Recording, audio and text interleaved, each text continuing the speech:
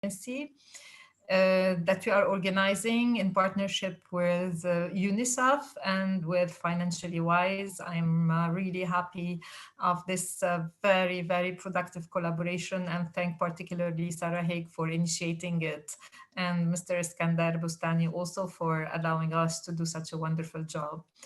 We invite you all first to write your question in the chat box anytime during the webinar. Time will be allocated at the end of the Q&A, so please also use the raise hand icon when the time comes. The session will be recorded, okay, and it will be posted later on the Institute's website and on our social media channels. We may face some technical problems related to the quality of internet connection. We've been through that on a couple of other occasions. So in case the platform cuts or you lose me or any of our speakers, kindly reconnect using the same link, the same username and password. So now we have the pleasure to welcome our very distinguished speakers for today, Ms. Sarah Haig, Chief of Social Policy, UNICEF. Hello, Sarah. Hi, Lamia. Good afternoon, everybody. Glad to have you with us. Sabine, hello, the Senior Economist at the Institute of Finance. Hello, good afternoon, everyone. And Mr. Iskandar Bustani, President of Financially Wise, a partner to the Institute. Hello, Iskandar. Hello to everyone. Hello, Lamia. Great. Well, allow me in the beginning to just give you a quick refresher. I know most of you are specialists in the subject, but sometimes a good refresher would be handy. Especially that we are in times of pandemics, and that yes, the disturbances are extremely, like cutting through our daily routines, moving from one subject to another. Indeed, this COVID-19 is kind of unfolded at a time of simmering public frustrations, not only on a professional level, but also frustrations from the people in general over large inequities and government failures to address them. And let us remind ourselves that prior to the pandemic, we must have forgot it by now, but at the time, protesters were already in the streets of many cities across the globe, criticizing governments for implementing austerity, for raising taxes, for mismanaging public funds, and they were demanding better public services and more transparency, participation, and accountability. You all recall les Gilets jaunes in France, the popular unrests, of course, in Lebanon, in Algeria, in Iraq, but also in Chile, in Hong Kong, and so many other cities. Now we're all confined to our homes, and we rely mostly on social media, but we rely also on digital platforms to engage with government and to voice also our needs and our concerns. Well, as we all know, state budgets are the government's main instrument of policy planning, and every political decision is put into action through the budget. From taxes we pay, to social safety nets, to building roads and infrastructure, or to the response to a pandemic like the COVID-19, a completely unforeseen effect on the budget. So why it is important at all times, but in particularly in times of crisis, to be particularly transparent about budgets? This seems an obvious question. Well, we all know that globally, transparency enables the proper functioning of markets and governance. We all know that it allows for efficient allocation of resources, that it imposes discipline on government's behavior, and it plays a critical role in curbing corruption. But most importantly, in times of crisis, the transparency is a recipe of trust to improve this bond of trust between citizens and their government, but between also investors and governance. International organizations like the IMF, like the OECD, the International Budget Partnership, or the Global Initiatives for Fiscal Transparency have repeatedly stressed on that, and they have set principles, standards for fiscal transparency, and they provided tons of normative frameworks to government to follow. And this paved the way for the public also to better exercise scrutiny and to be much more engaged, much more than they are now, in accountability and in participation in decisions that concerns our life, their life. Well, research, of course, and we know it, associate this higher level of transparency with smaller deficits, with lower borrowing costs, with more credible accounting, and they highlight the central role of public and civic organizations, to which we will come back in the course of our discussion. As budget transparency gets recognized as an international good practice, increasing number of governments have committed to enhancing budget transparency, and they raised their effort to disclose documents, to disclose data. But despite all that, Open Budget Survey 2019, I invite you to look at their website, they pointed out to systemic, weak transparency, to weak oversight in government budgeting, as well as few opportunities for public engagement in shaping budget policies, something that is not really helping, again, this bond of trust. The global budget transparency score for Lebanon is very low, but on average it reached 45 over 100 in MENA. Score 61 is considered the minimum threshold to foster an informed public debate on budgets. Lebanon is quite far from the global trends. Since 2011, the country has been facing an unprecedented governance, economic, financial, and social crisis. The situation has worsened since October 2019. People took the street again against long-time failures in governance, public service delivery, widespread corruption, worsening socioeconomic conditions, and the massive October 17 protests were mostly ignited by two budget decisions. First of all, a prior misspending on helicopters destined to fight fire, and a tax on WhatsApp use that was going to be proposed in the budget. So today, all indicators in Lebanon are red. IMF recent Toward Economic Outlook point out to a contraction of 25% of GDP. Unemployment and poverty are rising to unprecedented level. More than 45% of the population is estimated to be living below poverty line now and facing the risks of an accelerating inflation that is covered with an informal depreciation of the Lebanese pound. Alongside the budget deficit, estimated at 7.2% of GDP, a debt surpassing 170% of GDP, this is leading Lebanese government to again be in a much more worsening condition. So more than ever, this crisis again is being compounded by lack of transparency, access to critical public information. And for the past 15 years, we all know public spending in Lebanon has been largely ad hoc, largely opaque, subject to little monitoring and oversight. And people were complaining about this lack of transparency, of weak fiscal discipline, poor financial reporting, not only people, but also all the partners of Lebanon, all international organizations, looking at these red flag number. This is why, if you look at the Open Budget Survey, we see Lebanon scored at the bottom. It stands below the regional average of countries in the MENA. And today, more than ever, there is a huge demand on more transparency in public affairs.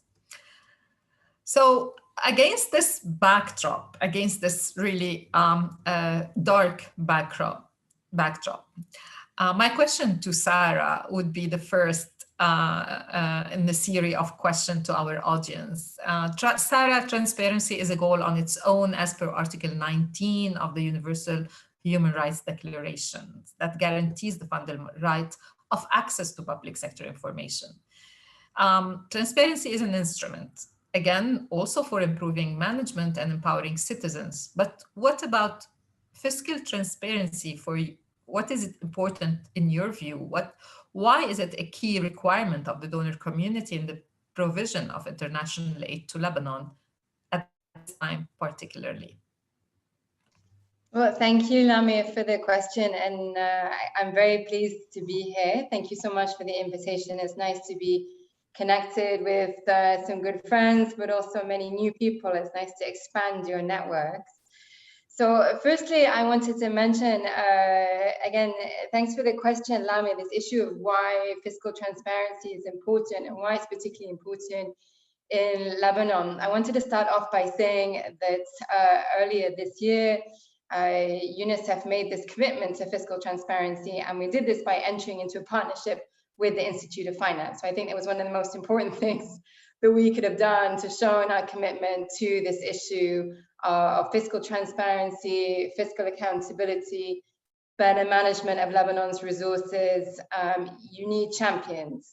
You need people who are on the right track with the good intentions to sort of push these issues forward. So I'm starting off with that, Lamia and Sabine, Iskander, different colleagues, to underline that this partnership that we have was about exactly this, about how can we promote this issue of fiscal transparency in Lebanon.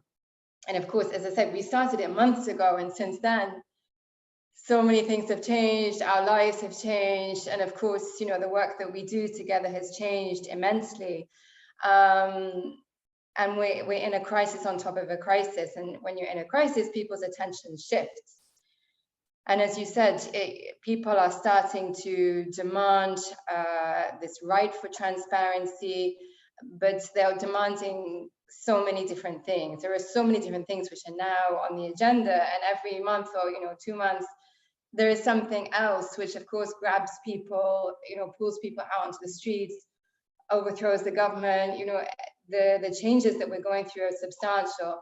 And I think you can relate this to other countries as well, that we often face a challenge in getting people to focus on the issue of fiscal transparency, because if we're honest, it's a bit boring and we don't always find the right way to communicate it in a manner which really grabs people's attention. So you're fully right that 1 year ago we saw people out on the streets and no one had a poster saying we demand fiscal transparency, but that of course was what many people were actually asking for. But because there were so many competing demands, and right now in Lebanon as in other countries there are so many challenges, we have to find a way to get the focus onto something like public financial transparency or fiscal transparency. And we can't we don't want to confuse people with the detail, or we need to make it accessible and engaging. And on that, I would congratulate the Institute of Finance on your citizens budget this year. So this is something that we worked on together this year.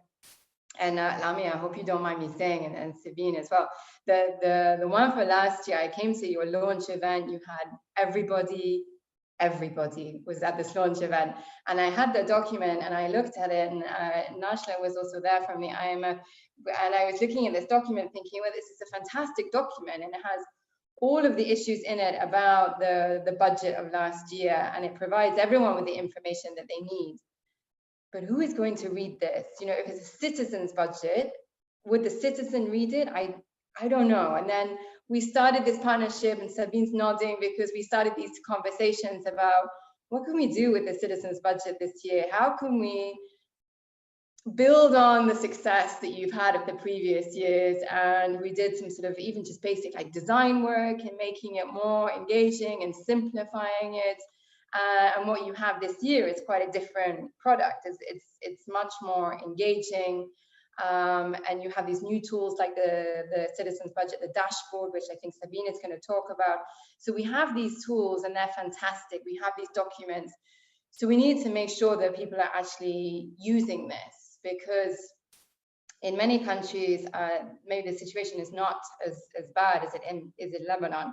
Your title of the webinar is, where are we on the road to fiscal transparency? I mean, I think we're still in the parking lot. We haven't even got out of the garage. We have so much ahead of us, because if the Open Budget Index puts Lebanon at the bottom and all of these other countries in the region are ahead of this, then, we should be looking at those other countries and thinking about where we need to go. Because in Lebanon, I came in 2018, and I think my colleague who's also connected, Yasmin, she was doing analysis of the 2017 budget.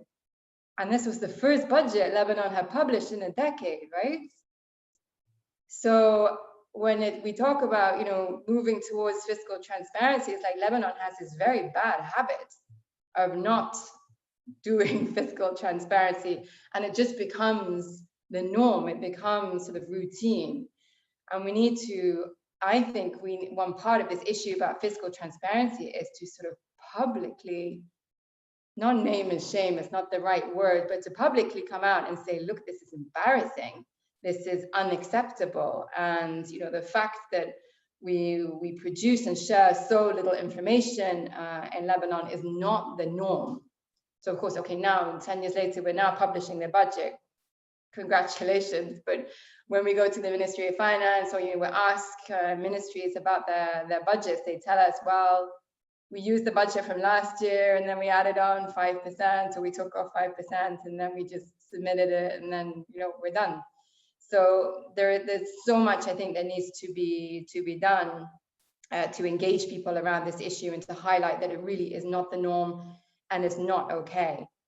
And you are asking, Lami, about why donors and why the international community look to this issue of fiscal transparency.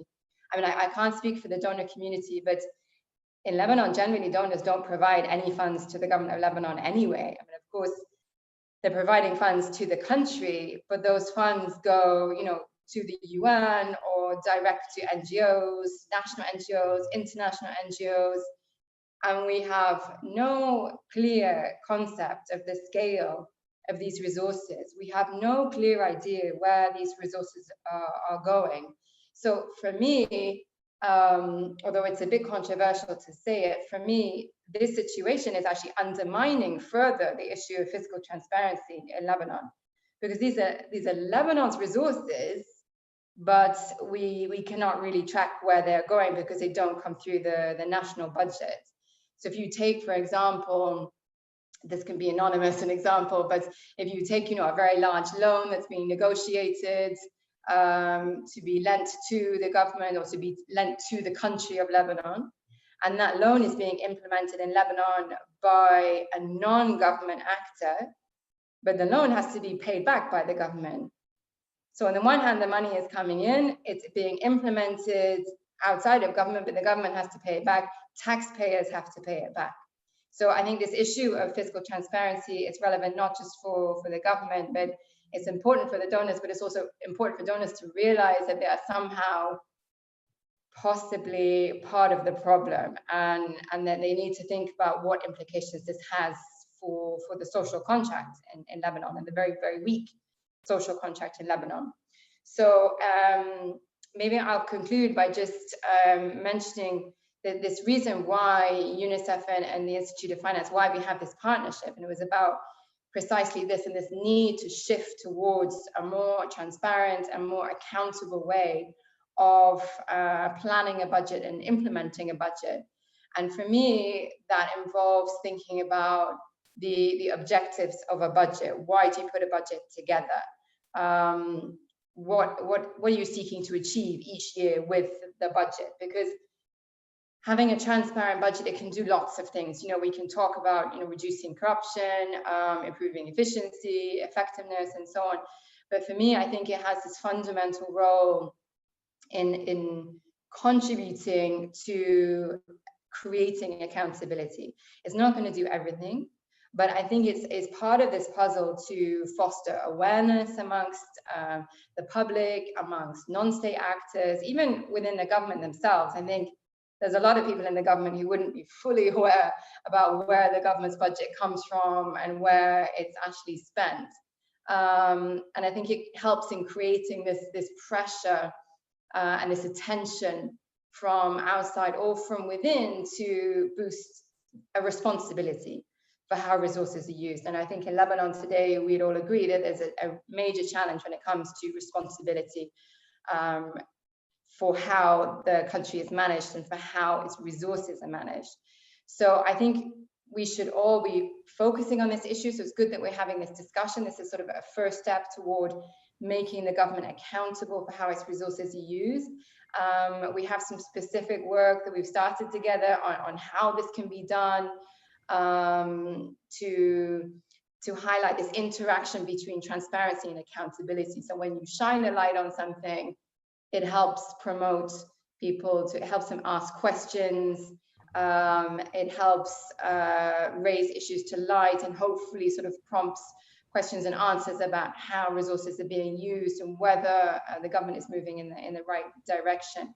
So this is a big issue. It's a very, very long road. And I think, as I said, we're still very much sort of at the beginning of it. And a key thing, I come back to where I started, a key thing is to find champions to do this. And it doesn't have to be, an entire ministry. It can be one person, it can be one department, it can be one agency.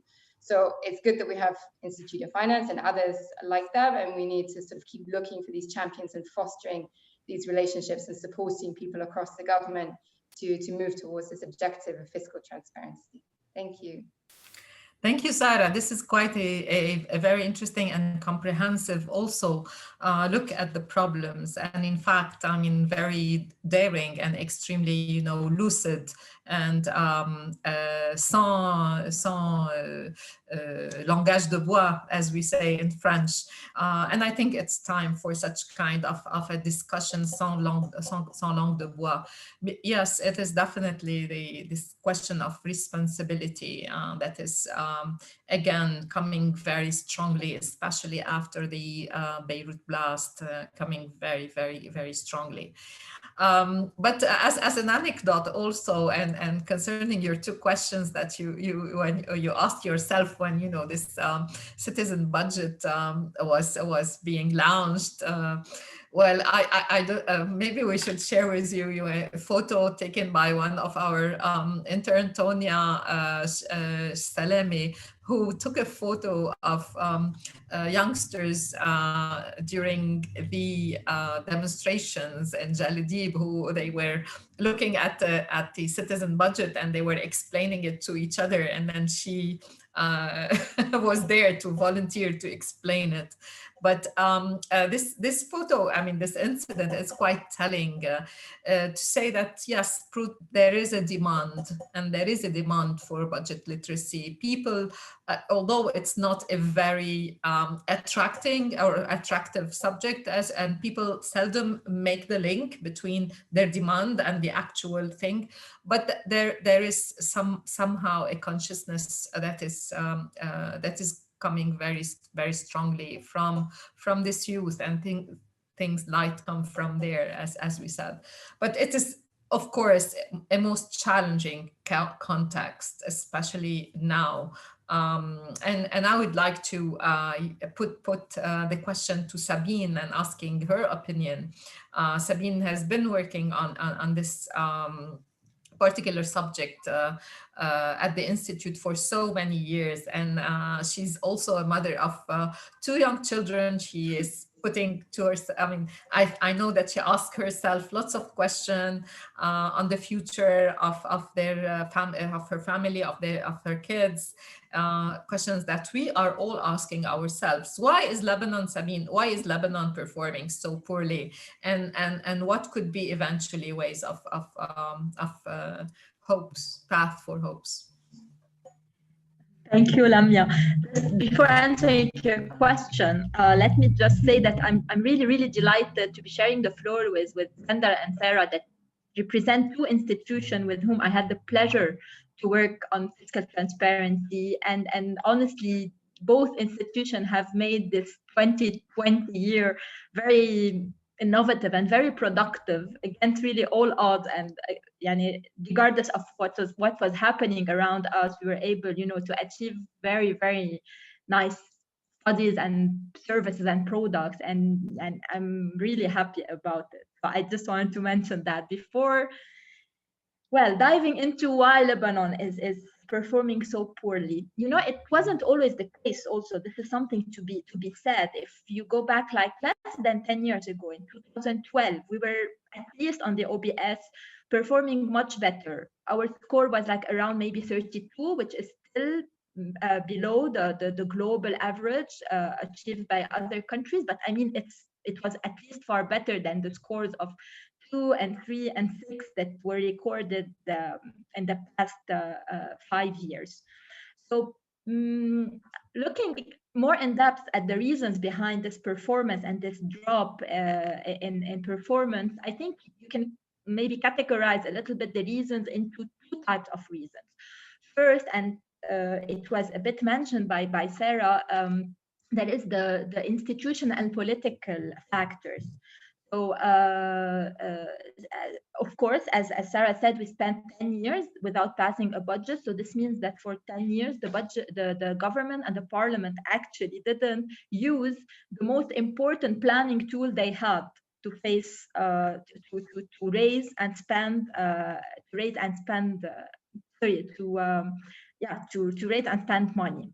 At the same time, and we go back like a little bit further back, since the early 90s, we were not able as a country to produce publicly, at least, the closing of accounts. And this means that for over 30 years now, we're not able to have documented publication on how our money was spent. And this has a major this crashes actually fiscal transparency and, in a way, accountability.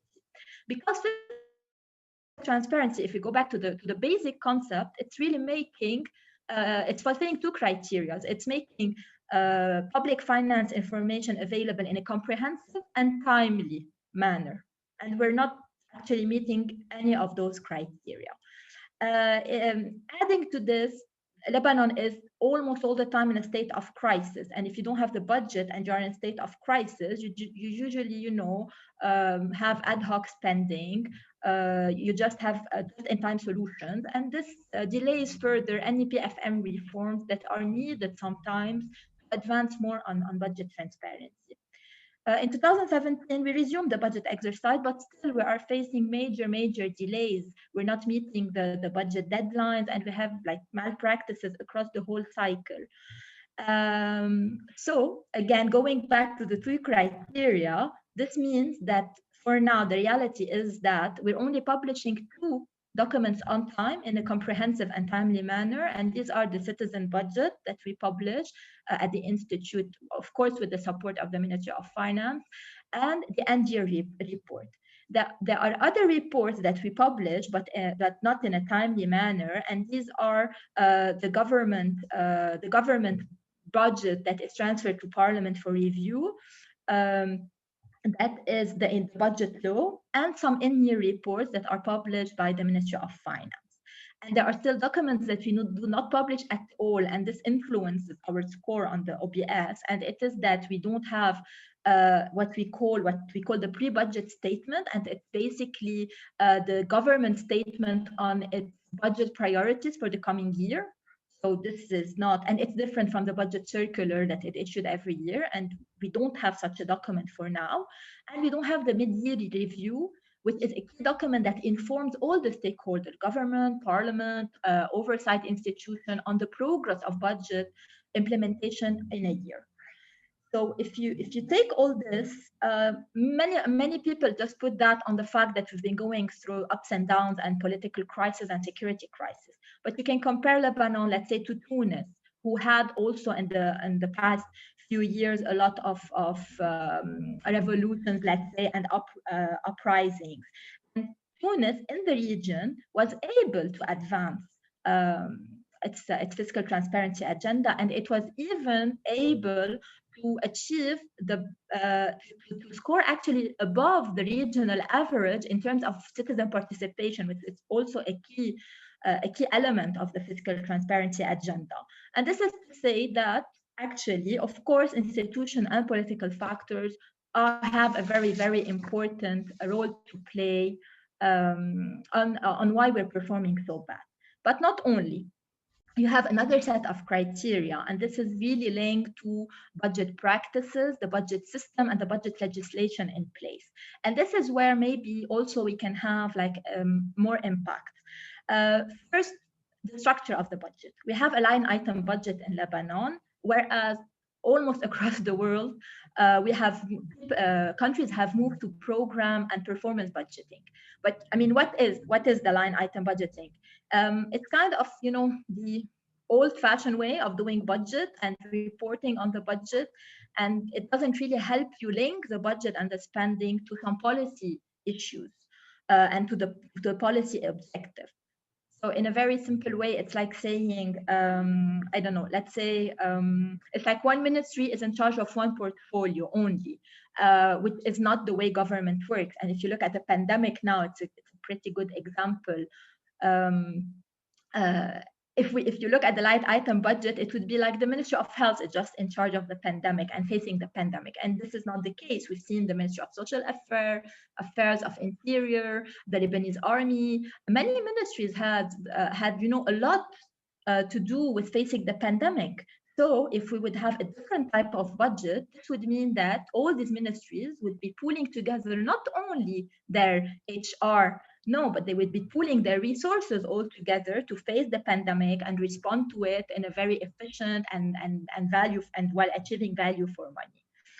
And same applies to social protection. We will be publishing hopefully soon some work we've done with the UNICEF. And while looking at the numbers, we've realized, and aggregating the numbers together, which are not aggregated in the budget that we have now, we've realized that actually the Ministry of Health has a lot more social protection spending than the Ministry of Social Affairs that usually, is associated with the social protection portfolio, like directly. So unfortunately, the structure of the budget is also not helping us achieve, much better on fiscal transparency. Adding to this little more, very briefly, two things. The budget legislation in place. We abide by the public accounting law, which dates back to 1963, a little bit still old-fashioned as well. While almost all countries, at least the ones around us, have modernized their budget law legislation and have adopted, in most cases, what is called the organic budget law. And this has the advantage of streamlining the work across the ministries, of institutionalizing practices of transparency. So this was a major leap forward that we're still lagging behind. And we still, unfortunately, in terms of comprehensiveness of information, we still register one of the highest of spending budgets. So it's like money that is spent without not under the oversight of Parliament, of oversight institution, and this share reaches 16% of the budget. So it's quite a big share. And we also lack, unfortunately, an integrated information system that would allow us, to have the data available in a much easier way, aggregated and published, to, even made available to decision maker in a much easier way to inform their decision making. So these are a little bit the reasons. I've tried to summarize and simplify, but mostly these are the reasons why we are performing not.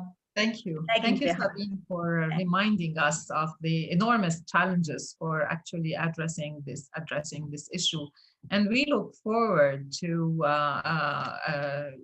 seeing and analyzing and discussing the data on social protection with you also, Sarah, because I think here we are really having a first of a time analysis that goes so deep, and this has been, of course, only made possible because of the tremendous work that has been put into digitizing the data.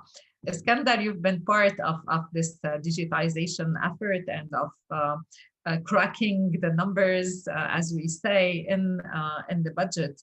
And you've observed the limitation of the transparency even within the current existing regulations and the way the budget is broken down. So how do you think these obstacles can be faced when it comes to a civil society wanting to play and wanting to understand better budget and wanting to play a role actually in whether in demanding fiscal account for accountability and whether wanting to participate actually in budget policy decisions. Of course, we're looking at a span in the future whereby we could think or envision a dialogue on reforming the budget and rendering it much more in coherence with international practices. Hello. Thank you, Lamia, for inviting me to this panel today.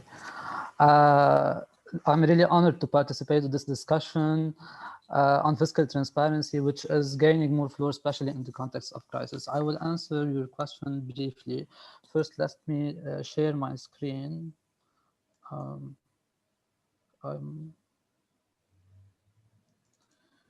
Okay. So basically, okay, so answering your question on the role of civil society organization. So let me start first by a controversial statement. It's true that fiscal transparency and information disclosure are core elements of government budgeting. However, this remains insufficient conditions for greater credibility and accountability. Public participation is increasingly recognized as a critical requirement for better policy outcomes. Evidence from the world experience shows no linear relation between transparency and participation. I will mention the Jordanian example. Actually, the country tops the MENA region when it comes to transparency scores and consistently perform above the world average now. Like you can see on the shared screen, the graph showing Jordan performance on budget transparency. However, the country fails to provide meaningful opportunities for public engagement, which means that obviously the country is performing well on transparency. However, the opportunities for civil society organizations are very limited. In other terms, transparency is required to allow CSOs to hold government accountable for their policy choices, but participation is necessary to achieve better policy outcomes. Look, while other MENA countries manage to strengthen transparency and are figuring ways to improve participation, Lebanon is still fighting the battle zero. Like, as Sarah mentioned, we're still in the parking lot. The first battle is how to improve fiscal transparency.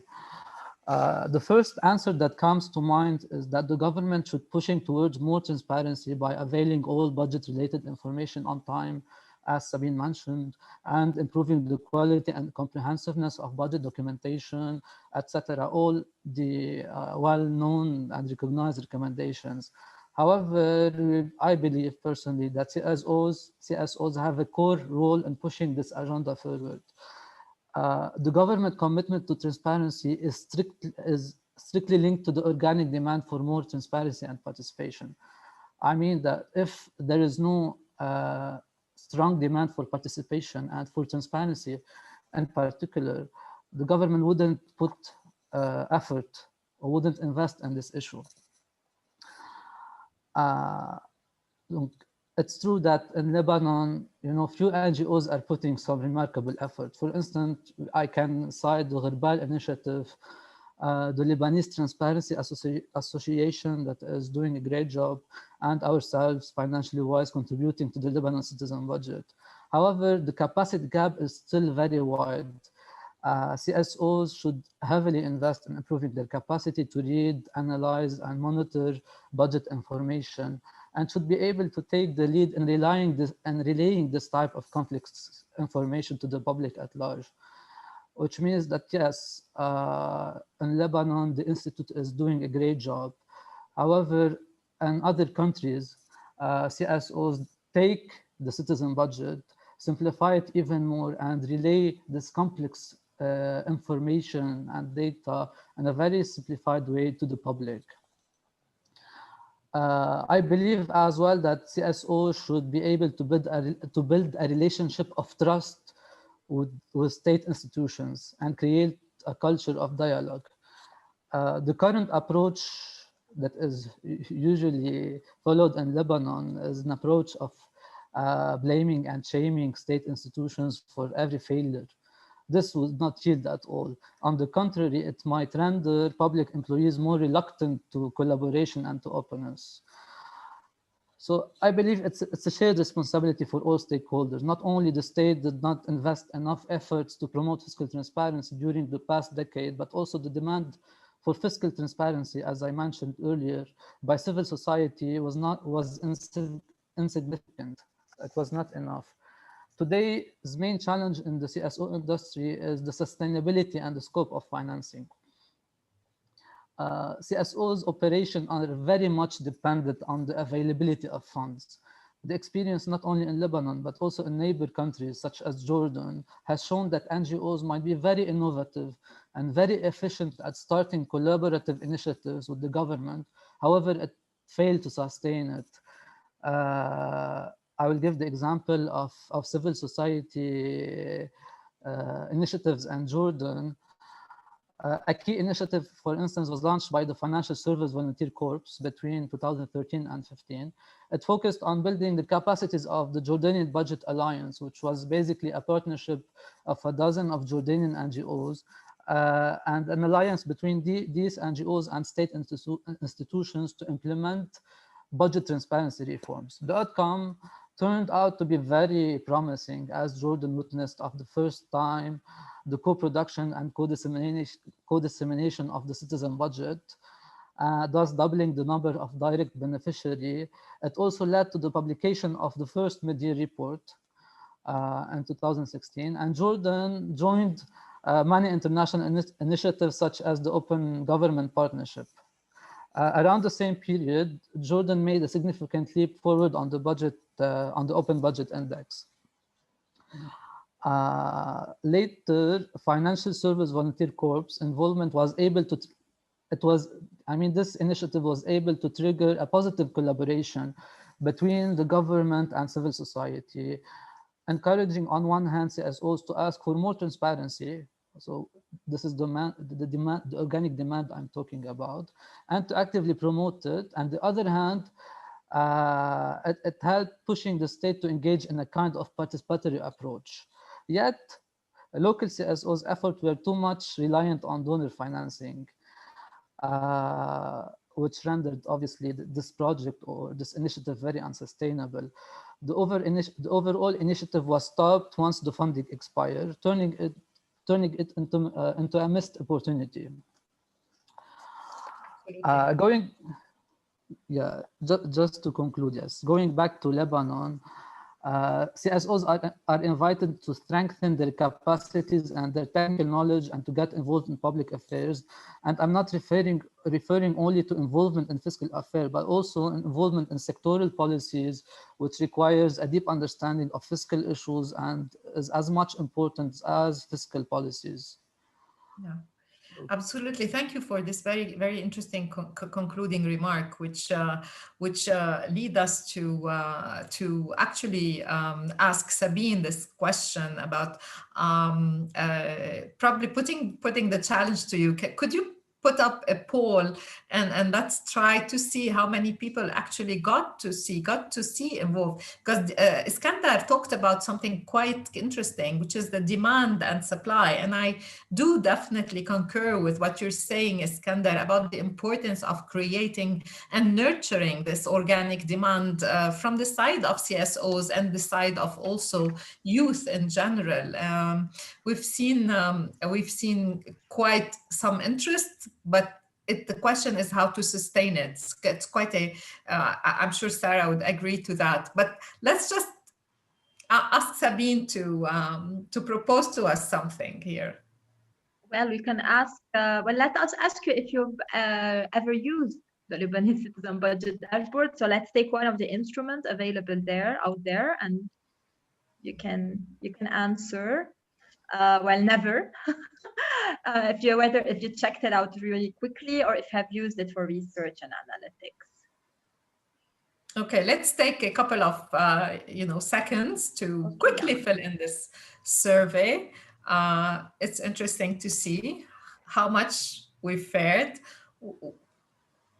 We have some. We have still people answering. So 40 participants. So don't be shy.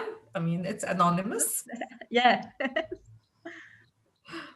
It's important.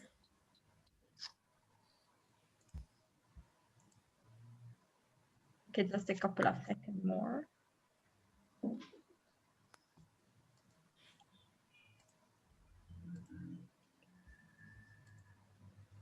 Okay. Will you put up another question for us, or you will show us the results, Sabine? I'll show you. I'm just waiting for everyone. Just a couple of seconds more because people are still answering. Good. Okay, I think we can show the results.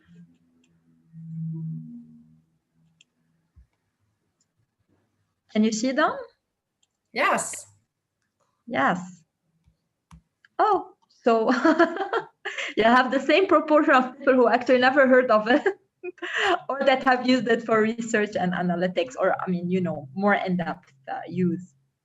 So we have 3/4. So yeah, 1/3 who've never seen it, 1/3 who've checked it quickly, and 1/3 that have regularly using it for research and analytics. Yes, I think we have some work to do here. Yeah, more. Well, unfortunately, also, I mean, this whole wonderful work has taken place during a pandemic that left people extremely, you know, also disturbed. So let's pull it again and have more dissemination work done. Sarah, UNICEF has supported the development of this wonderful tool, not only the printed version of the Lebanese budget, but this dashboard. How, in your opinion, can international organization and the donor community make sure that these tools are used, and how can we improve? How can we better serve the goals of transparency? What would be the linkages also with aid? Because as we are going through these tremendous, you know, crisis, I mean, in the coming years, it is likely that the budget would be meaningless in Lebanon, and that what we would be relying on is mostly aid. So shifting to, unfortunately, to aid budgets. So what are your views? Yes, and yeah, as I was saying before, I think this has a potential to actually add to the challenges that we face in relation to transparency. I mean, maybe that's optimism, Lamia. I don't know to what extent this shift in the sources of funding will take place in Lebanon, because there was, you know, a big appeal after the blast, and I think the amount of resources, I don't have the figures, but the amount of resources that were actually received were much smaller than what was requested. And, you know, we know there is a big process which is underway now. It's called the 3RF, which is being led primarily by, you know, the World Bank and heads of EU and heads of UN together, so in consultation with the government, to push for a framework to attract further funds. And at the moment, it's not there. It's not at that point where these additional resources can come in. So, I mean, this is a side point, but I think the focus still has to be on the transparency of the national resources, because even though, I mean, these are declining substantially, as we know, 2020 revenues dropped significantly, but still Lebanon has a budget, it has resources. We can hope, you know, these will recover over time. I think next week there's a 2-day seminar about transparency around oil and gas revenues, you know, when those eventually come online. So for me, the vast majority of resources will still continue to come from national sources. And I think these issues around transparency have to be both on the expenditure and on the revenue side. And I think so far, you know, with the dashboard, of course, we look at the budget and we focus on the, you know, how resources are allocated to expenditures. And I think also sort of delving in a little bit to the revenue side, and you have some information in there in the dashboard about where revenue is coming from, the sources of revenue. I think that's also crucial, because as Sabine was saying, when you get into the details, you start to realize that actually things are very different from what you imagined.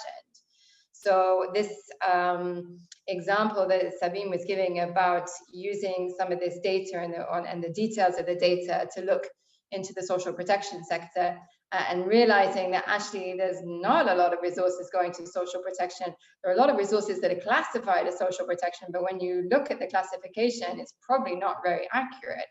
And it's the same on the revenue side. You know, when you look at where resources are coming from, you can get into a lot more detail there and see how these resources are being raised, and particularly issues around equity, which I think is also an issue for transparency. I think we can also be having a national conversation about how resources are raised, and are they raised in an equitable way, especially as the country starts to recover. I mean, is it right that, you know, we increase VAT, for example, to raise more money, or is that going to have disproportionate impact on the poorer people and, you know, not so much on the wealthy people? So a lot of these conversations, I feel like we're at a crossroads. I mean, we're in a terrible situation now, and it's going to get worse with price subsidies being removed in the sort of coming months. So, you know, this has to happen. We know it's going to happen. But having said that, crises always present opportunities. And I think the Corona lockdown in March, that presented this opportunity. You know, a lot of people's thinking really, really shifted. And I really have this sense that next year we're going to be in the same situation where we feel that the situation is so bad that there's an opportunity to change people's thinking and to say, okay, we need to put aside the way things were done before, and to have some kind of national conversation about how do you raise funds and how do you spend them, and how to do this in a more transparent manner. So that's one thing. The other point about how the dashboard could be better used and these sorts of tools being used, I was wondering sort of a couple of things about whether we can better promote and encourage researchers to use the dashboard. Can we create, I'm just thinking, can we create some kind of network of researchers or with civil society to incentivize them to go into the data? And then we bring researchers together, we have an annual event, we look at all of the research that's been produced, we invite, you know, policymakers, we invite, you know, different stakeholders, and we showcase what the dashboard can be used for, but at the same time we incentivize its actual use. So that's something I think that would be useful. So I think I'll conclude that. I mean, I think we already have this tool, which is so very, very positive. And we saw, I was quite impressed that more than a third of people have, they say, we can't check, but they say they have actually used it for their research in some way. That's pretty good. I'm happy with that. So yes, more dissemination, more talking about it. Let's see how to incentivize the use and get people using it and bringing them together. That's something we can do. But already it's a great start. So thank you.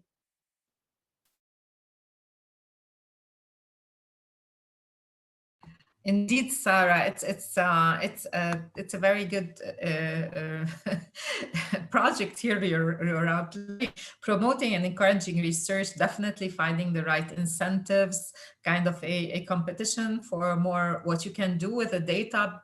I mean, there's a huge opportunity for doing informed dialogues, policy briefs, setting out a competition on that, and probably some kind of a network of universities willing to work with us on that would be wonderful. If, of course, think tanks and NGOs are welcomed. There was a question about from the chat room whether actually university students were involved.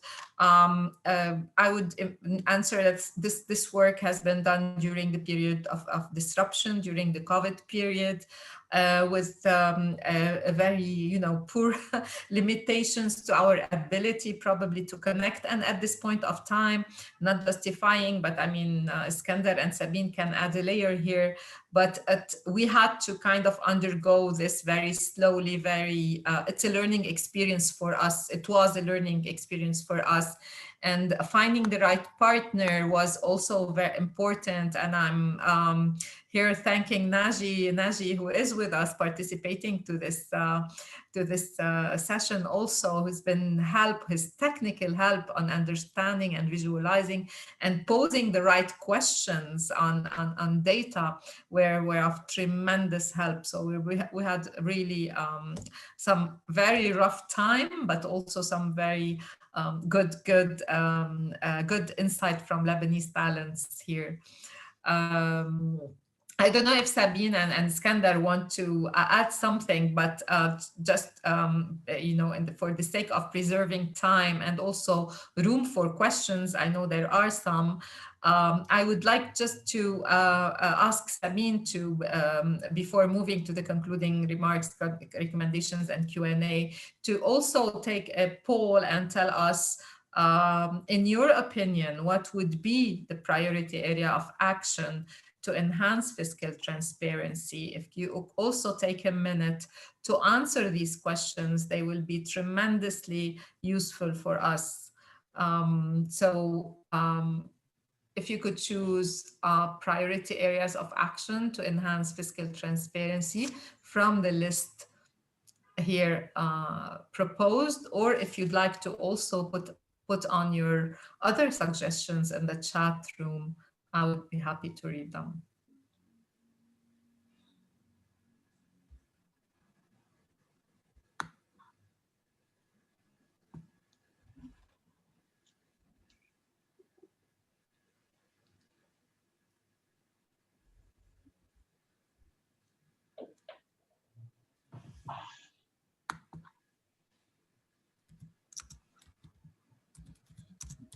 So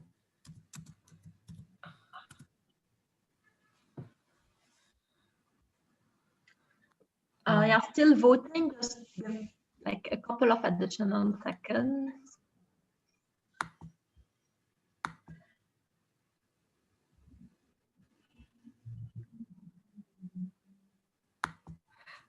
I would, want to put many, not only one, select one. But you've limited our scope of selection to only one. The priority, sorry.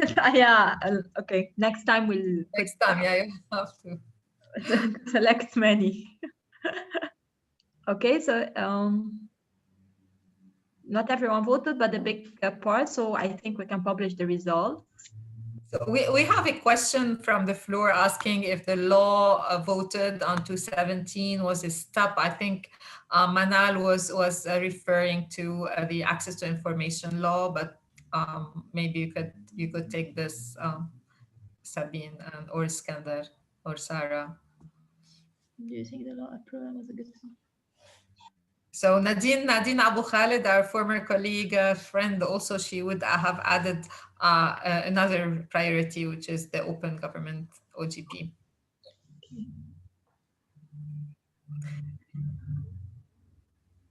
You have a question there as well from Najla. She has her hand up. Yes, indeed. Where is that? Yeah. Okay.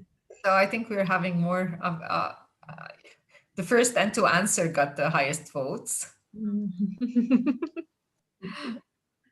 I think we're gonna have a conversation on a new budget law. I mean, this would definitely suit us because, as you know, the Institute of Finance is working on the new public procurement law, and definitely concurring to this to make procurement law work better. A budget law is definitely the second priority to take. So we'll be very happy at the Institute to participate to the conversation, provided that, again, the new effort would be based on evidence, just like it was done for the public procurement law. So our time is up. We're going to conclude. I want to ask a question to all three speakers before handing it to our audience. So what is your main policy recommendation priority for moving forward please think about this and get back to me. But I also, while doing your also reflection on that, I don't know if Sabine, maybe it's a good idea to just show people the dashboard. Do you think, Sarah, we can have a kind of a couple of minutes, because 1/3 of our audience haven't seen the dashboard before, so maybe a very quick tour, Sabine? Yes, sure. I'll be sharing my screen. While Sarah and Skandar prepare their, I know they have all the good answers. So for those who are not yet familiar with you can just access it from the Institute website data page.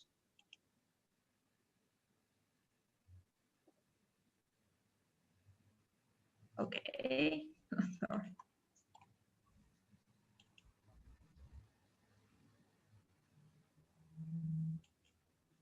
So this is the Institute website. You just click on www.institutdefinance.gov.lb, and then you have the data, and you go to Lebanon Citizen Budget, and that's where you get to have this interactive dashboard.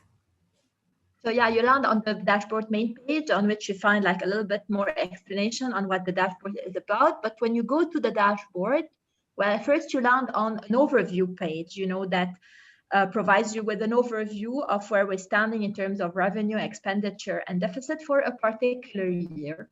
For the time being, you have access to four budget years, 2017, 18, 19, and 20.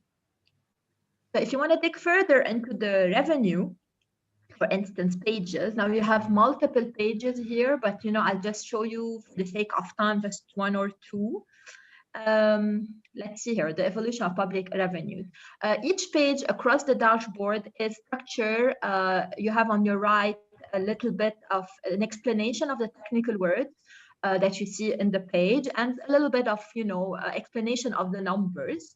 This is available on all the pages. On most of the pages, you also have filters. So let's say here you have a graph, a visual with the evolution of all revenues. If you want to see just the non-tax revenues, you just click here, and the visual adapts the request on tax revenues alone or treasury revenues alone. You can reset the filters here, so it goes back to the initial.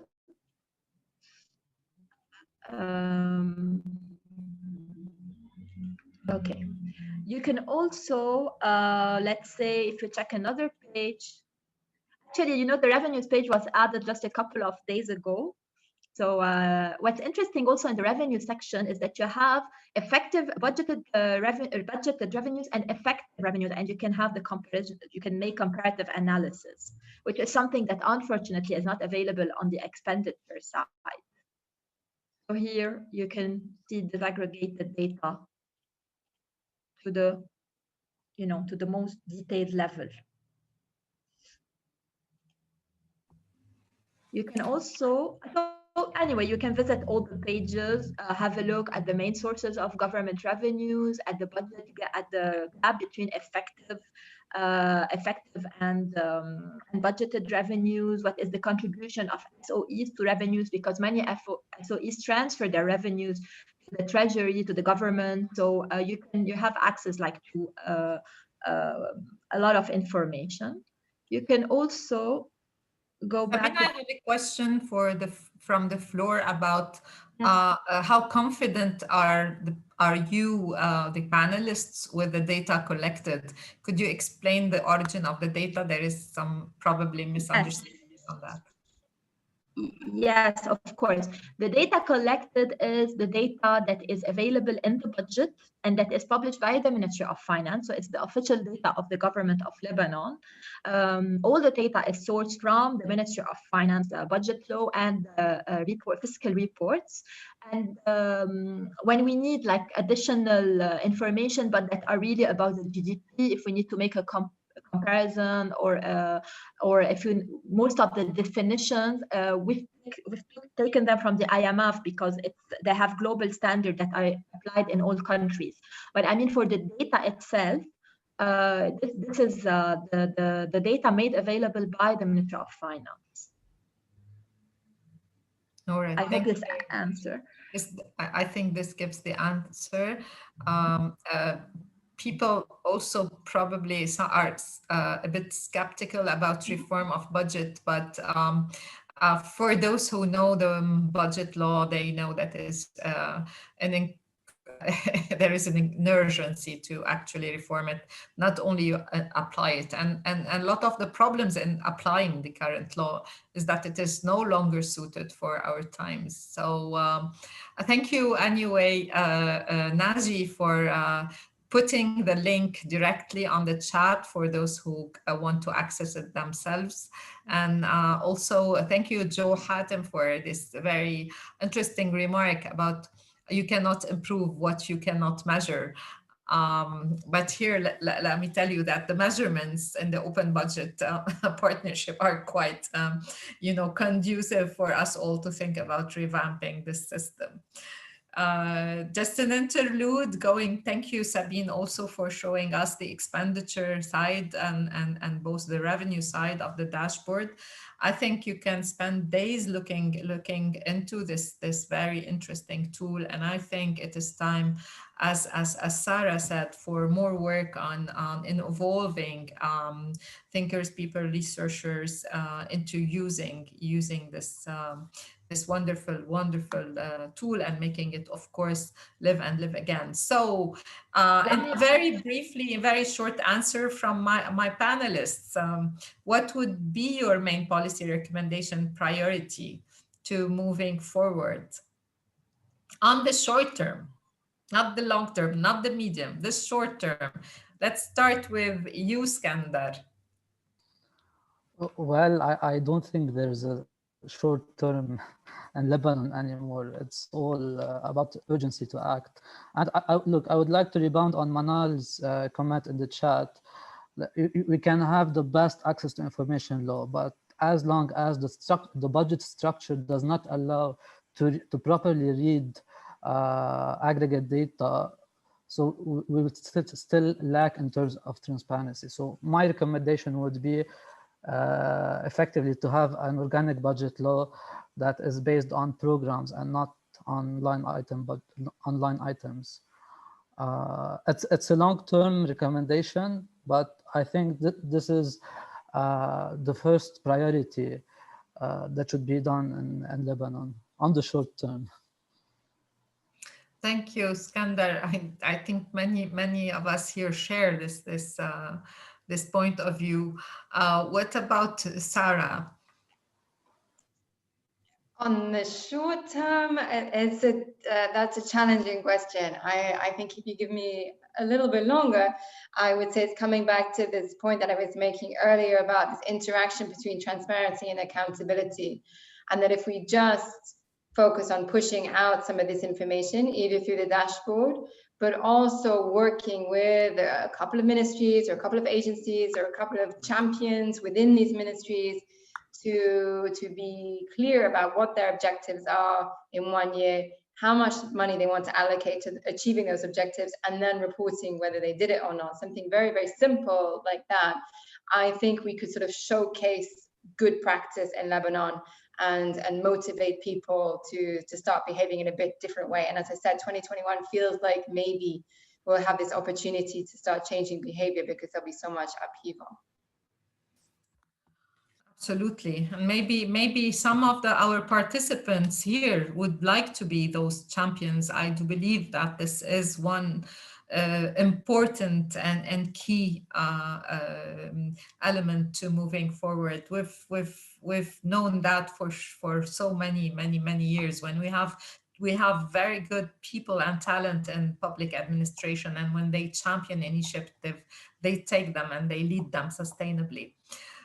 Sabine, the last call on you.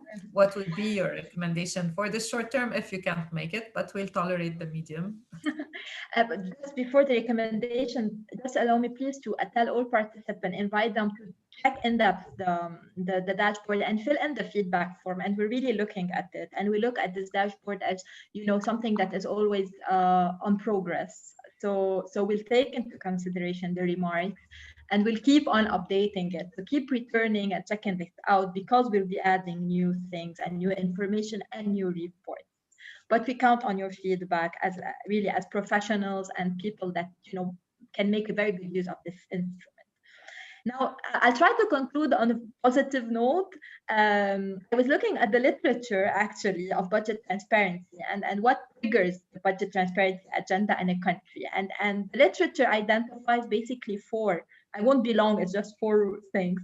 It's the political transition, the fiscal and economic crisis, the corruption scandals, and the external influences or pressure. And I think the four factors are today here in Lebanon, at different levels, but they are present. And maybe that's why many stakeholders will find the incentive, to push the fiscal transparency agenda, whether it's really to justify why we need austerity measures, to curb corruption, to condition aid, for the new governments in place to gain credibility, So this, there will be so many reasons to push forth this agenda. When I started working with the team and with Nanji on the first, the first thing he said during the coaching session, and I remember, is that this is how we opened actually the coaching session. It was, without data, you're just another person with an opinion. So I think it's about time we move from opinion to really evidence in the way we make policy choices here. For me, on the short term, it would be to have an integrated management system, financial management system, to invest in the technology, actually, because there are so many things out there that can be, and we need this financial management system. We need access to data.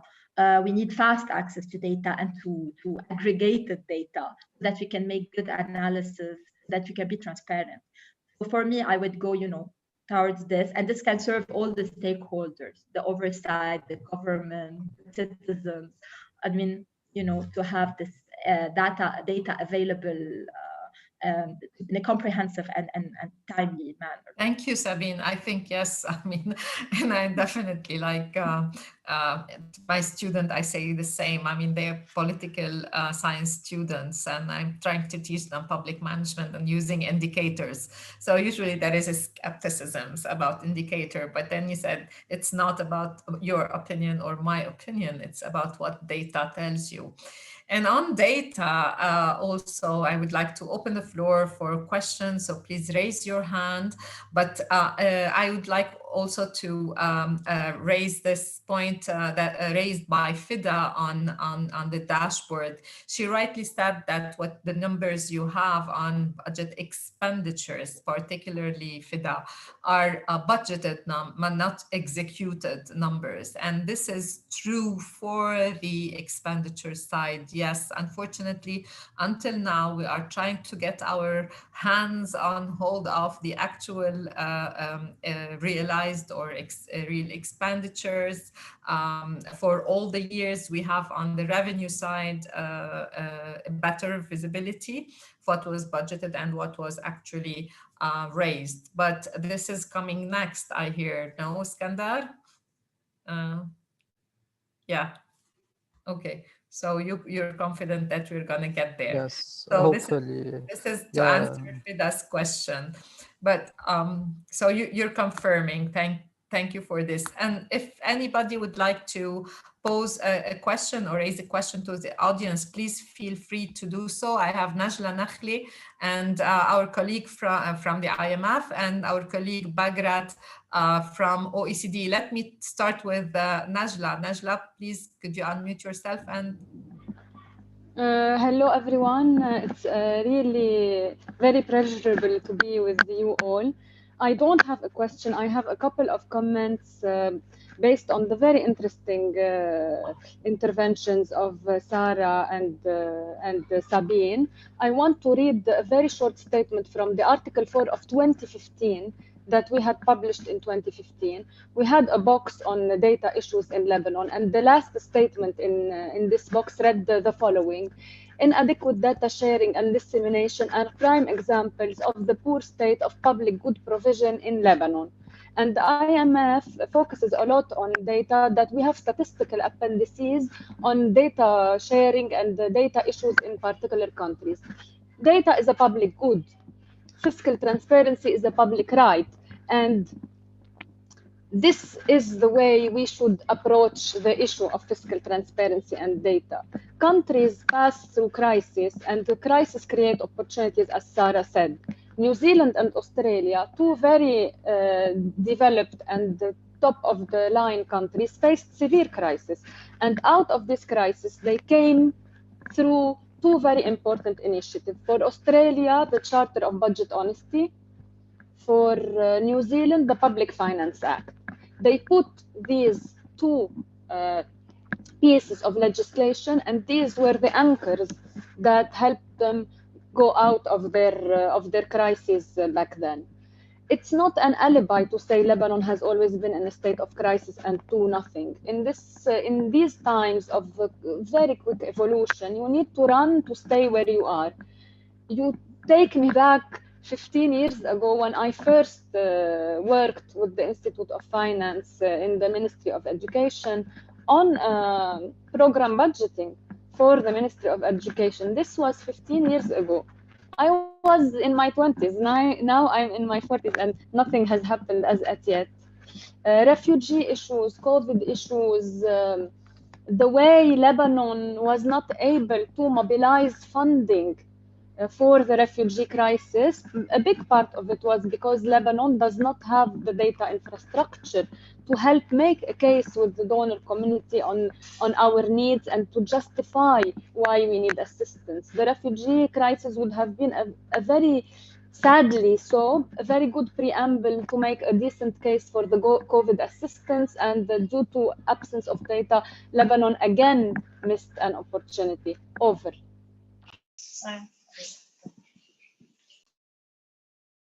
Thank you, Najla, for these very poignant remarks.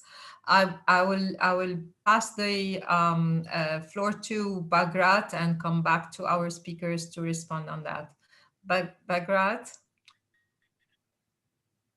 Thank you very much, Lamia. First of all, let me thank you for the invitation and for this interesting discussion. Those who don't know me, I'm representing the Sigma program within OECD, and have a pleasure of working with the Institute, with Lamia, on several important initiatives. So very happy to be part of this discussion as well.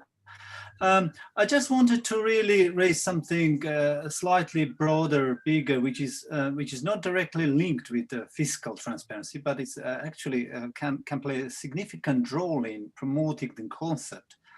And that relates to the overall processes and standards within the center of government that drive the policy development process, and use of regulatory management tools and techniques that can actually help significantly also in terms of strengthening the fiscal transparency. And this particularly relates to the implementation of regulatory impact assessment on policies. Because ultimately, when we talk about numbers, the numbers are there to support implementation of various policies. And very often we forget about that, and we just see them as numbers. But ultimately, it is also very important to see it as part of a bigger cycle, policy cycle.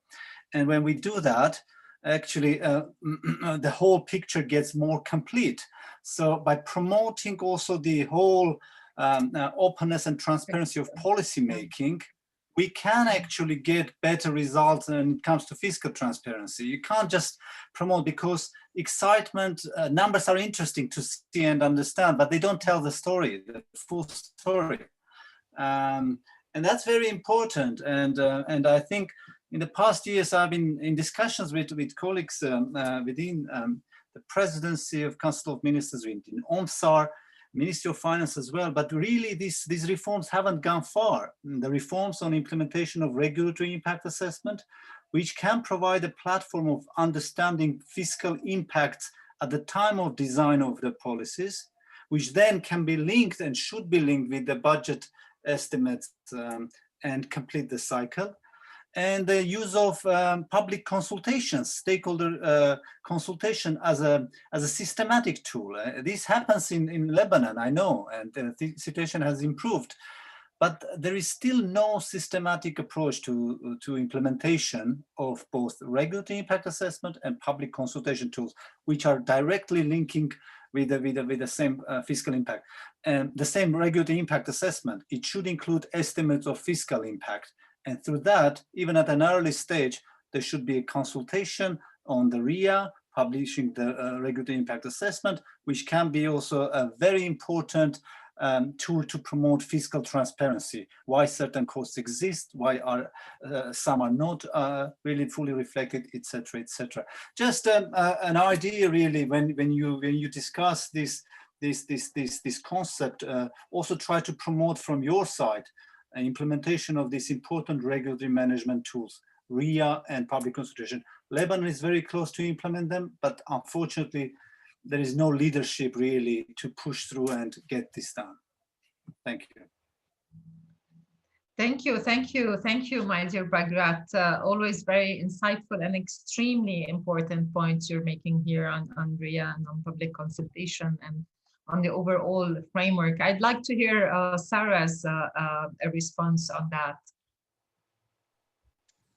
Thank you, Lami. Yeah, I think what you were saying, Bagrat, sort of struck a note for me, because you're quite right that the numbers are just one piece of the puzzle, and sometimes, yeah, they're interesting to some people and they're really not interesting to a lot of other people, as they were saying earlier. So linking it to something else, I think, turns it more sort of into reality, makes it more practical. So to come back to this example of the work that we're doing at the moment on social protection, so we use all of this data that the Institute had collected to start doing a financing and costing analysis of the social protection sector. And we're doing it right now as part of the policy process, the policy-making process, which of course is changing in the current context, but it included from the top of the government down.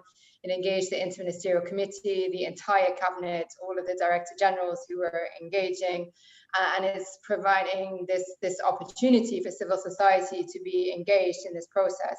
So I think it's very important to make sure there's this link between the evidence on the budget side and feeding that directly into a policy process, and that we don't always do this in a lot of other sectors, often because the policy making process as well is so painful and fraught with challenges in Lebanon as well, for some of the same reasons that we've already mentioned sort of on the budget side. But I would say that the process that is happening now is sort of proof that it is possible to engage a large number of different stakeholders from civil society and grassroots actors, as well as government at all the different levels. And you can bring in this solid evidence of the budget analysis to sort of back that up and feed directly into this process and look at the costing and look at the impact of the reforms that are being proposed. Thank you, Sarah. And I guess this work also in some way is going to be extremely valuable for the phase to come, in case there, as you said, we're going to have to make difficult choices as the conditions after these subsidies get removed. Our living conditions are going to be very tough, and eventually a new government will have to be making decisions, social cushioning, of course. So there are plenty of policies that are going to be recommended by IMF and others, and they will need to be strongly, grounded in the actual numbers which we're trying to put together. I think we're not very far away from our closing time. I'd like to give our speaker the last, let's say, word. If they have anything to add to answer to the note of Najla, and to the also note, a very interesting note of Bagrat, before closing, as Sabina and Iskandar.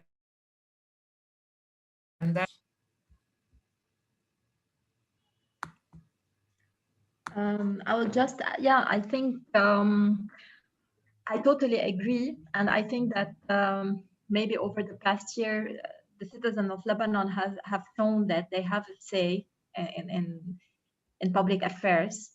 So definitely the time has come for more participation, more consultation. And this is more urgent because we are at a very critical time for Lebanon, especially on financial and economic affairs. So I second what they say.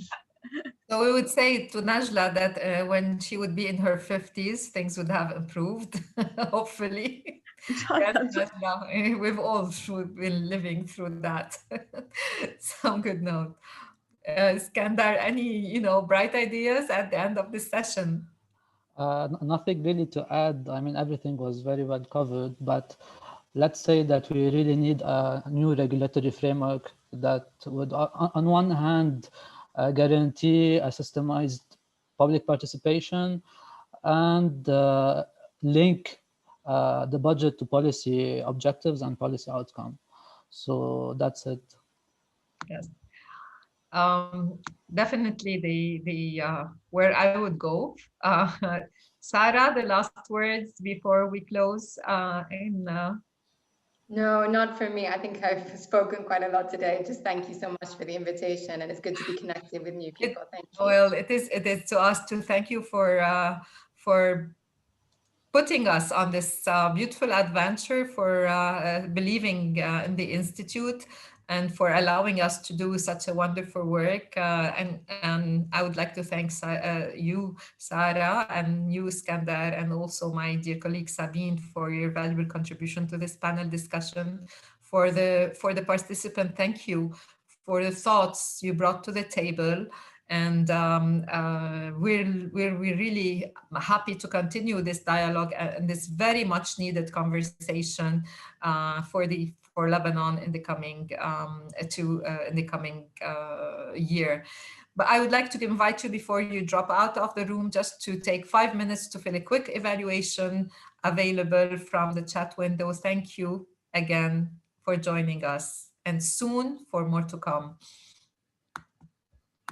Thank you, everybody. Have a good evening. Thank you. Thank you, everyone. Bye.